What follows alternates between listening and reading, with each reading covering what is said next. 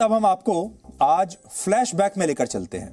ये बात 24 साल पुरानी है, जब आज ही के दिन राजस्थान के एक छोटे से गांव जिसका नाम है पोखरण, आपने नाम सुना होगा, बहुत मशहूर जगह है पोखरण।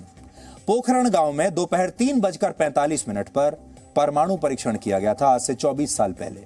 उस समय भारत में हुए परमाणु परीक्षण की गूंज ने पूरी दुनिया को हिला दिया था और ये तमाम देश हैरान थे कि भारत ने यह परमाणु परीक्षण आखिर किया कैसे।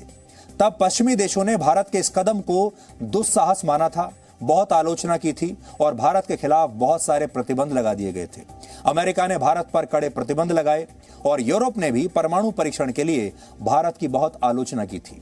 लेकिन भारत ने इन सभी आलोचनाओं को किनारे करते हुए 13 मई को फिर से पोखरण में 2 और परमाणु परीक्षण किए और इस तरह 11 मई और 13 मई के बीच कुल मिलाकर 5 परमाणु परीक्षण पोखरण की धरती पर किए गए और भारत दुनिया का 6ठा न्यूक्लियर पावर वाला देश बन गया, जो हम सब के लिए एक बहुत बड़ी उपलब्धि है। आज पूरे देश को इस उपलब्धि पर गर्व करना चाहिए। आज हम इतिहास के पन्नों को पलटकर आपको यह बताएंगे कि उस समय कौन सा देश भारत के साथ खड़ा हुआ था और किन देशों ने भारत का तब विरोध किया था। हर साल आज के दिन आपको ये सब तो बताते ही रहते हैं लोग कि आज के दिन क्या हुआ था, वो परमाणु परीक्षण कैसे हुआ था और उसका इतिहास आपको बताते हैं। लेकिन आज इतिहास तो आप सब जानते ही हैं। आज ये समझने का दिन है कि उस दिन कौन हमारा दोस्त था, कौन दुश्मन था। अंतर्राष्ट्रीय स्तर पर हमारे साथ कौन कौन खड़े थे और हमारे दुश्मन कौन थे, और फिर हमारे अपने देश में हमारा विरोध करने वाले लोग कौन थे। विरोध करने वाले इन देशों में सबसे ऊपर था अमेरिका, जो आज हमारा दोस्त बनने का दावा करता है। अमेरिका ने उस समय भारत पर आर्थिक और व्यापारिक प्रतिबंध लगा दिए थे। इसके अलावा अमेरिका ने दुनिया के बाकी देशों पर भी भारत पर प्रतिबंध लगाने के लिए दबाव बनाया था, ठीक वैसे ही जैसे आज अमेरिका बाकी देशों पर रशिया के खिलाफ प्रतिबंध लगाने के लिए दबाव बना रहा है। वैसा ही काम इन्होंने तब भारत के लिए किया था। और इसके बाद ऑस्ट्रेलिया, कनाडा, जर्मनी, जापान और स्वीडन जैसे देशों ने अमेरिका की तरह भारत पर सीमित आर्थिक और व्यापारिक प्रतिबंध लगा दिए थे और अमेरिका ने तो टेक्नोलॉजी से संबंधित भी बहुत सारे प्रतिबंध हमारे ऊपर लगा दिए थे। बड़ी बात यह है कि इनमें जर्मनी जैसा देश भी है जहां अभी प्रधानमंत्री गए थे। जर्मनी वो देश है जिसने अभी भारत को G7 देशों के समिट के लिए इनवाइट किया है। इन देशों में भी प्रधानमंत्री मोदी अभी हाल ही में पिछले हफ्ते होकर आए हैं, वहां उनका जबरदस्त स्वागत हुआ। और ये वही नॉर्डिक देश हैं जिन्होंने परमाणु परीक्षण के बाद भारत का जबरदस्त विरोध किया था। ये वही जर्मनी है जिसने बहुत विरोध किया था। यूरोप के जितने भी देश हैं ये सब के सब हमारे खिलाफ आकर खड़े हो गए थे और अमेरिका ने इनकी एक तरीके से इनका नेतृत्व किया था। और इसके अलावा बड़ी बात यह है, देखिए दुनिया कैसे अब बदल चुकी है 24 साल में। इसके अलावा ऑस्ट्रेलिया, जापान और अमेरिका के साथ भारत आज क्वाड का हिस्सा है। भारत एक महत्वपूर्ण हिस्सा है क्वाड का। जर्मनी G7 के लिए हमें इनवाइट कर रहा है। यानी उस समय जो हमारे दुश्मन देश हुआ करते थे, दुश्मन कह लीजिए या हमारे जो आलोचक थे, जो चाहते नहीं थे कि हम आगे बढ़ें, वो सारे देश 24 साल के अंदर अंदर अब सब हमारे आसपास दोस्ती का हाथ बढ़ा रहे हैं। इसके अलावा चीन और पाकिस्तान ने भी भारत के परमाणु कार्यक्रम का विरोध किया था और संयुक्त राष्ट्र की सुरक्षा परिषद ने भी इसे दुनिया की शांति के लिए खतरनाक बताते हुए भारत के खिलाफ एक प्रस्ताव पास किया था। आप कह सकते हैं कि ये सारे देश और अंतर्राष्ट्रीय संस्थाएं भारत के खिलाफ एक साथ आकर खड़ी हो गई थी। उस समय भारत की हालत लगभग वैसी ही हो गई थी जैसी आज रशिया की है। जबकि बड़ी बात क्या है? बड़ी बात यह है कि रशिया उस समय भी भारत के साथ खड़ा था। रशिया ने ना तो भारत पर किसी भी तरह का कोई प्रतिबंध लगाया तब, और ना ही अमेरिका जैसे देशों की धमकी के बावजूद हमारे परमाणु कार्यक्रम की निंदा की। इसे कहते हैं सच्चा दोस्त। 24 साल पहले रशिया हमारे साथ खड़ा रहा जबकि पूरी दुनिया हमारे खिलाफ थी, और आज भारत उसी दोस्ती को वापस अदा कर रहा है रशिया के लिए। इसी तरह नेटो का सदस्य देश होते हुए भी फ्रांस ने तब भारत पर न सिर्फ प्रतिबंध लगाने से इनकार कर दिया था, बल्कि 1998 में ही फ्रांस की सरकार ने भारत को अपना स्ट्रेटेजिक पार्टनर घोषित कर दिया था। फ्रांस के अलावा ब्रिटेन ने भी भारत पर आर्थिक प्रतिबंध लगाने से इनकार कर दिया था, हालांकि उसकी तरफ से भारत के परमाणु कार्यक्रम की निंदा की गई थी। इसलिए आज आपको इतिहास में इसलिए ले जा रहे हैं ताकि आप समझ सकें कि जब भारत ने परमाणु परीक्षण किया तब दुनिया के जो समीकरण थे वो क्या थे, कौन कौन से देश हमारे दोस्त थे और कैसे आज 24 साल के बाद दुनिया बिल्कुल बदल चुकी है।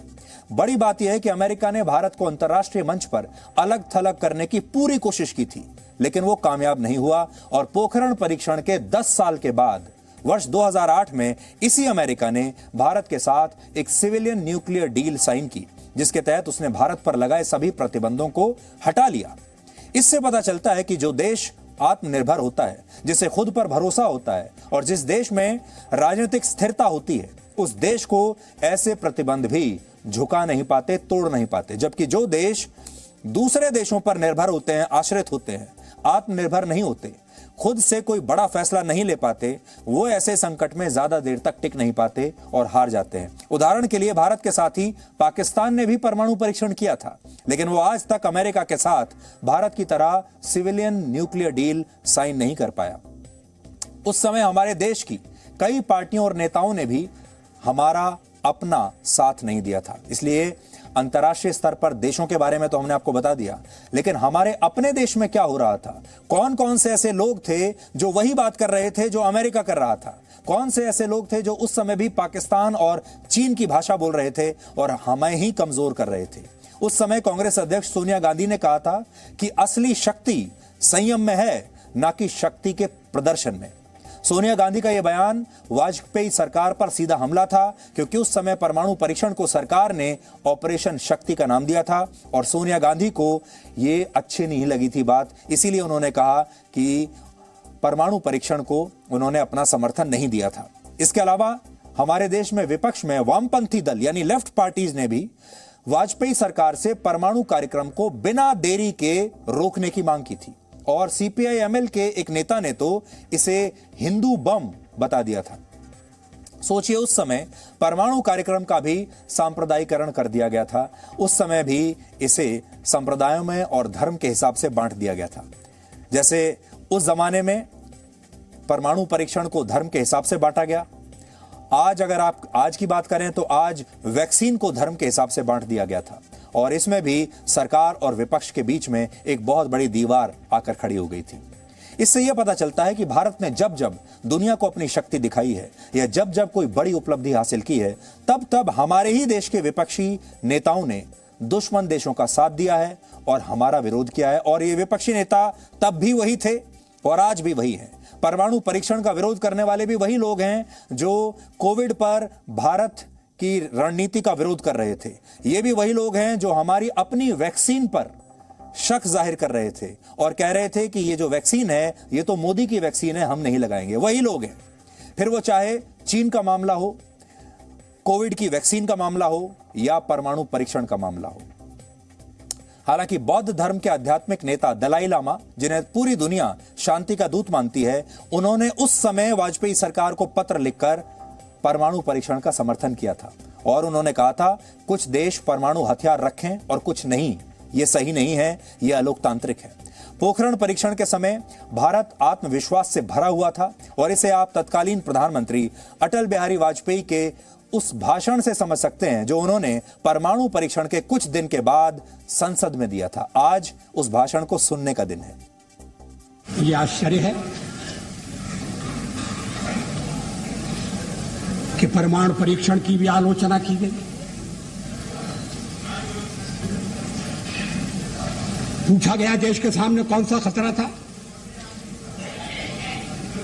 मैं 1974 में सदन में था जब श्रीमती इंदिरा गांधी के नेतृत्व में परमाणु परीक्षण किया गया था। हमने उसका स्वागत किया था, प्रतिपक्ष में थे फिर भी स्वागत किया था, क्योंकि देश की रक्षा के लिए वो किया गया था। उस समय कौन सा खतरा था? क्या आत्मरक्षा की तैयारी तभी होगी जब खतरा होगा? अगर तैयारी पहले से हो तो जो खतरा अगर आने वाला है तो खतरा भी दूर हो जाएगा। खतरा अमल में नहीं आएगा।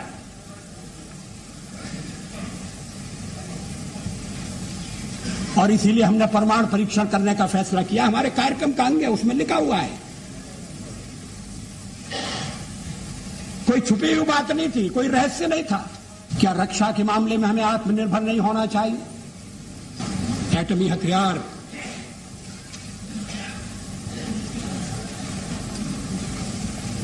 रक्षा के लिए भी हो सकते हैं। उस जमाने में भारत के लिए परमाणु शक्ति बनना आसान नहीं था, क्योंकि इससे पहले वर्ष 1995 में अमेरिका को भारत के परमाणु परीक्षण कार्यक्रम की भनक लग गई थी और उसने भारत को ऐसा करने से तब रोक भी दिया था। इसलिए वर्ष 1998 में इसे लेकर एक बिल्कुल अलग रणनीति अपनाई गई। उस समय यह तय हुआ कि सभी वैज्ञानिक और इंजीनियर परीक्षण वाली जगह पर सेना की वर्दी में ही जाएंगे। दिलचस्प बात यह है कि उस समय जिन वैज्ञानिकों का वजन ज्यादा था या जो अनफिट हुआ करते थे या थोड़े से उम्र दराज दिखते थे, यानी ऐसा समझ लीजिए जो एक सैनिक की तरह नहीं दिखते थे, उन्हें वहां पर भेजा नहीं जाता था, क्योंकि अगर वो सैनिक की वर्दी भी पहन लेंगे, यूनिफॉर्म भी पहन लेंगे, तो वो सैनिक नजर नहीं आएंगे। और अमेरिका अपने सैटेलाइट्स के जरिए इस पूरे साइट पर बहुत नजर रखे हुए था, वो लगातार देख रहा था।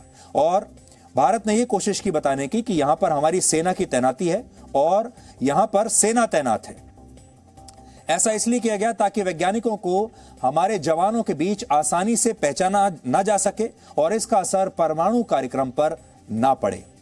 इस दौरान हमारे जो बड़े बड़े वैज्ञानिक थे जो इस पूरे प्रोजेक्ट पर काम कर रहे थे, जब R Chidambaram, doctor APJ Abdul Kalam और दूसरे न्यूक्लियर साइंटिस्ट पोखरण जाते थे तो उन्हें भी सेना की वर्दी ही पहननी होती थी और वो बंकरों में रहकर इस पूरे प्रोजेक्ट पर काम करते थे।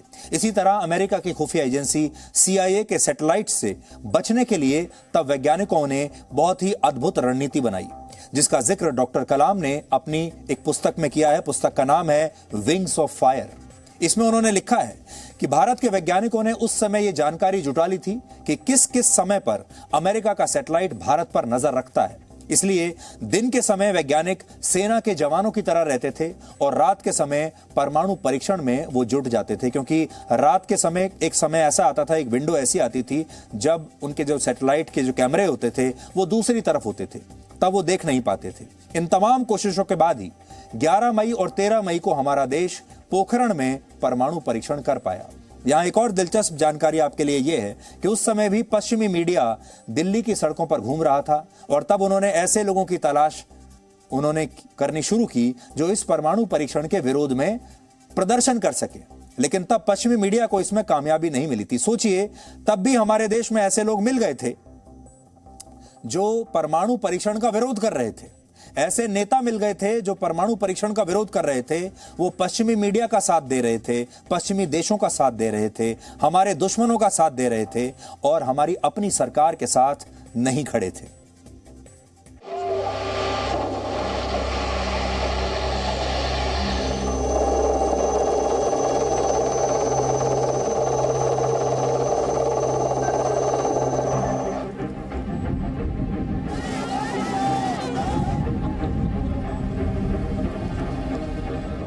Today, at 15:45 hours, India conducted 3 underground nuclear tests in the Pokhran range. Measurements have also confirmed that there was no release of radioactivity into the atmosphere. These were contained explosions. I warmly congratulate the scientists and engineers who have carried out these successful tests. Presenting B News app, available on Google Play and App Store. Download it now.